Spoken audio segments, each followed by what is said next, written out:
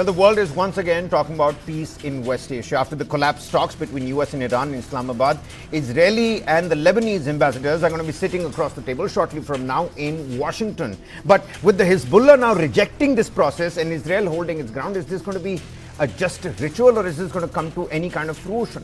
Let's turn our focus to a historic yet deeply fragile diplomatic opening in the West Asian conflict. For the first time in decades, Lebanon and Israel have agreed to sit down for direct US brokered talks in Washington, and the meeting is expected to take place anytime now. The primary goal for the Israeli delegation is Washington is absolutely clear: the total disarmament of the Hezbollah group and the establishment of a permanent security buffer with 3 different zones to protect its northern citizens. Israel argues that no peace is possible as long as Hezbollah maintains its arsenal.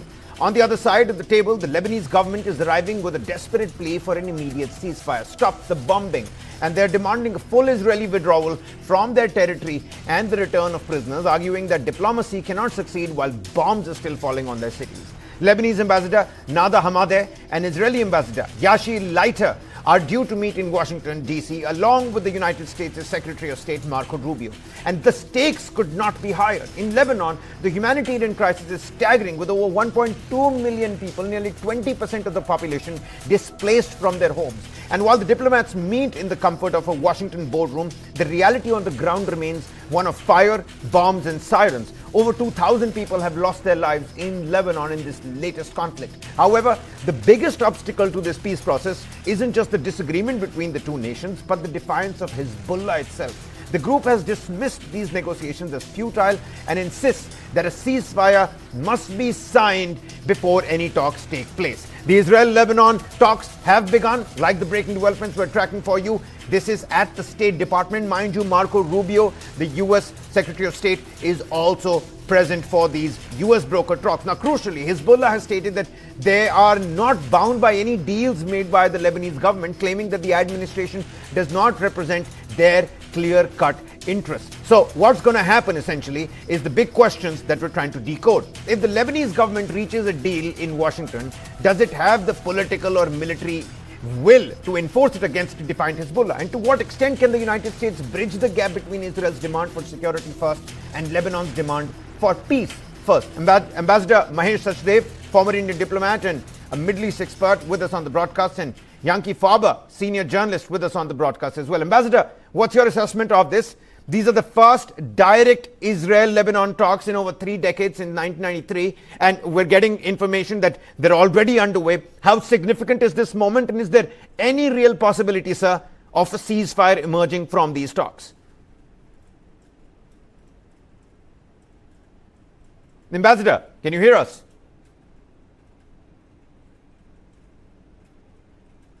Well, it seems like a quick technical difficulty with the ambassador. I'm going to quickly go across to our other panelist, Yanki Faber, senior journalist. Yanki, can you hear us from the studio?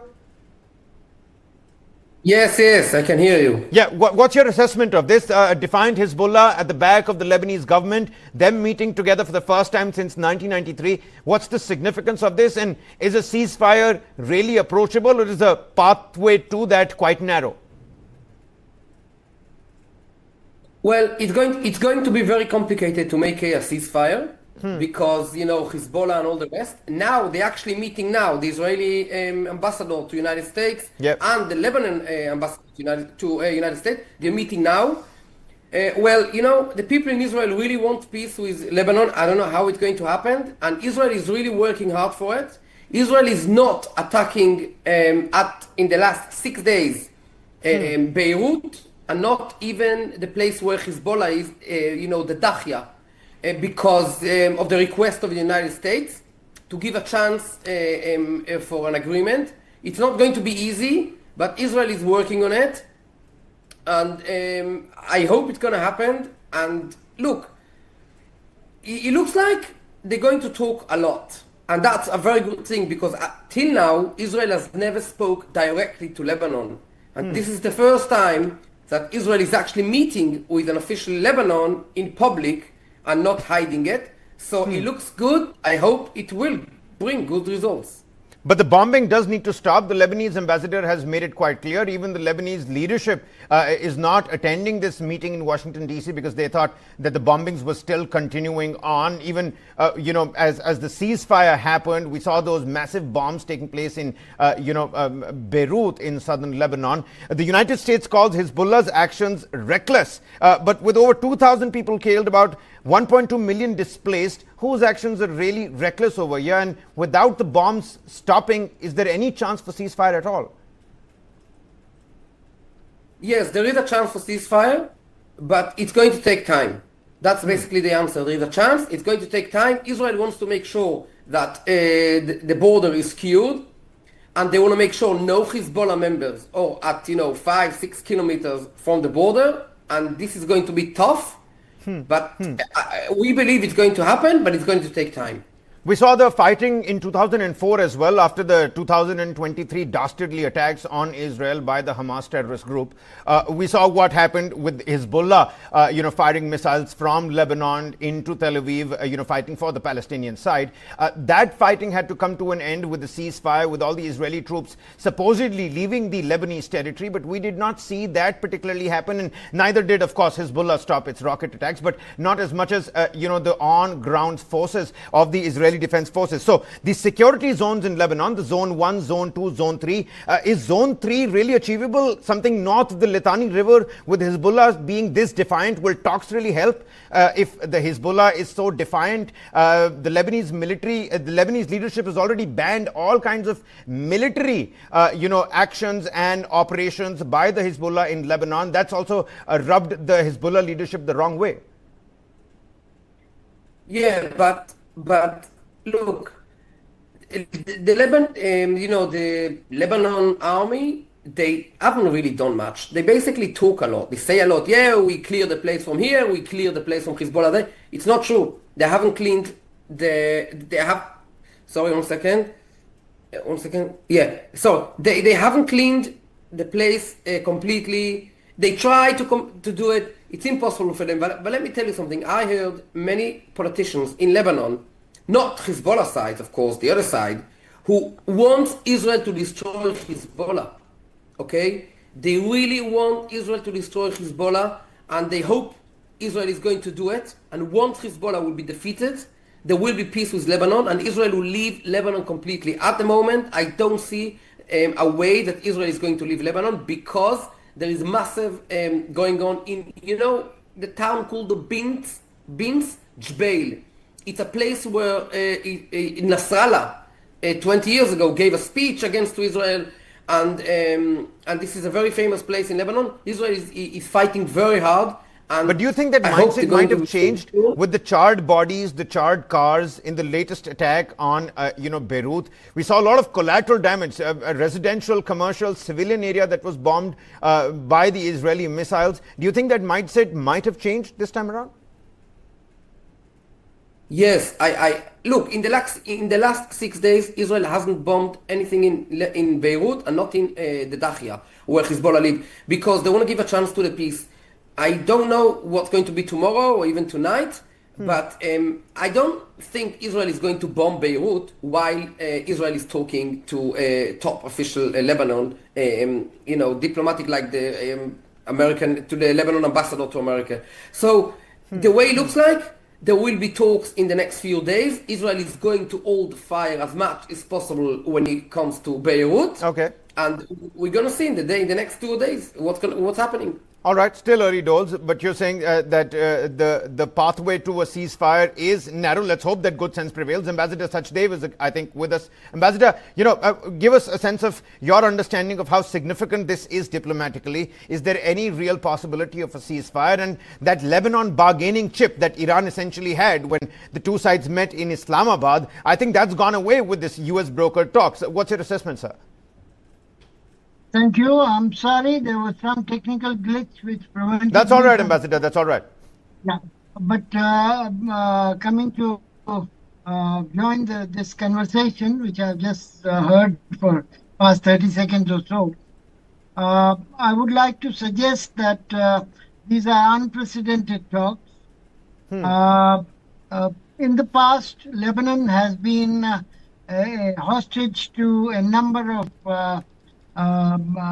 regional tendencies, of which Syria was the biggest under Hafiz al-Assad and Bashar al-Assad.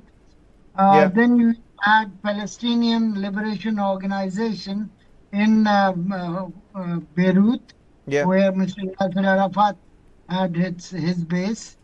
Thirdly, after that, we've had Hezbollah. So, over a extended period of something like 50 years, Lebanon has not had its own voice as far as Israel is concerned.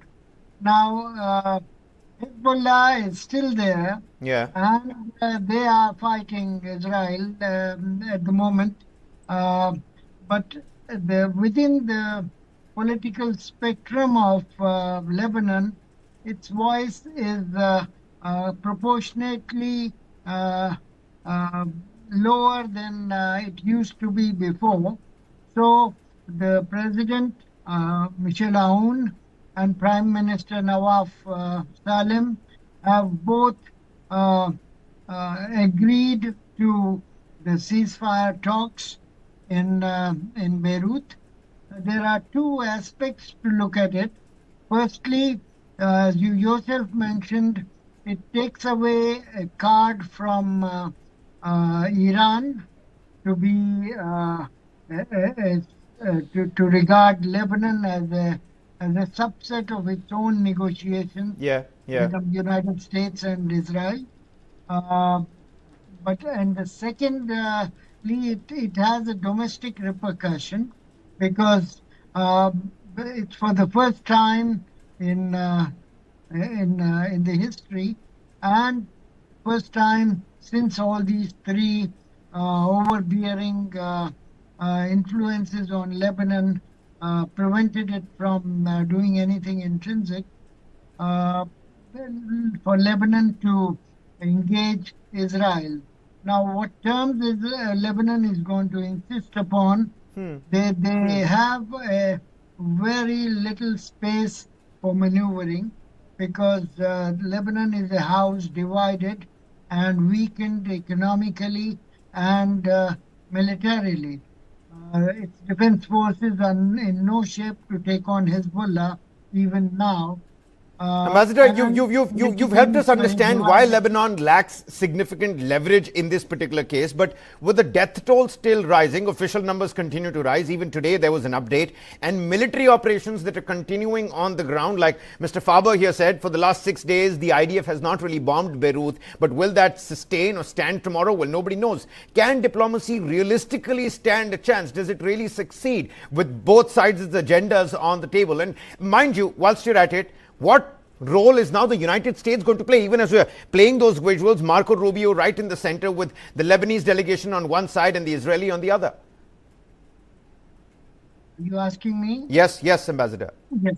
Okay. I think it's an important step, and much would depend on whether some kind of breakthrough is possible.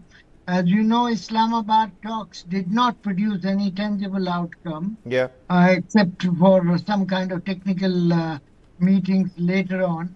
But if State Department talks today are able to make some kind of headway with regard to some shifting of the goalposts and also de-escalation, then perhaps we have room to show that bilateral talks would create better ambience, better platform for resolution of the crisis as compared to the multilateral platform where United States and Iran try to have a grand bargain. All right. You see, when battlefields dictate the terms, diplomacy often becomes a formality, just like what we saw in Islamabad as well. Of course, significant meeting, the first after the 1979 Islamic Revolution, and this time as well, after the 1993 talks when the two sides sat across the table. The real question is, will peace actually be negotiated on the table in the boardroom in Washington or decided on the ground with those three security buffer zones? Lots that's going to be put on proposal for both sides. One side's fighting for the disarmament of Hezbollah, the other asking for some sort sort of reassertment of its state authority. What's going to pan out? Well, we'll have to wait and find out. Many thanks, Ambassador, for taking out the time. Yanki Faber, senior journalist, many thanks for speaking to News9 here as well. We're going to slip into a quick commercial breather here, but all the latest details vis-a-vis the Washington delegation level talks, they're going to be coming right at you. With that, it's a wrap on this edition of In Your Interest. Many thanks for watching.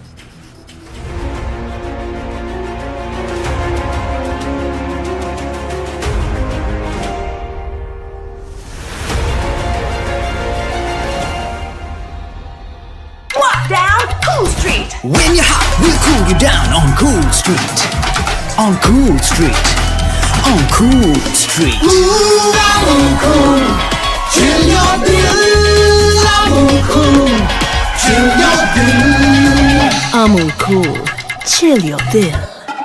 The LPG shortage is now being felt across several cities in India. Our reporters traveled across the country to bring you the ground reality. It's impacting your and my kitchen. Gas crisis hits kitchen fires. Restaurants and small businesses shutting down. Very difficult because everything runs on LPG. Supply shortage, hoarding or panic buying. What's the government doing to control the crisis? So the question is whether India is prepared. News9 ground reports. Growing uncertainty over the availability of LPG in the national capital. We are here at the ground. News9 will be tracking the problems of the people. But the people that we spoke to on ground have a different story to tell. Will be continuous coverage. Continuous coverage on News9. In your interest.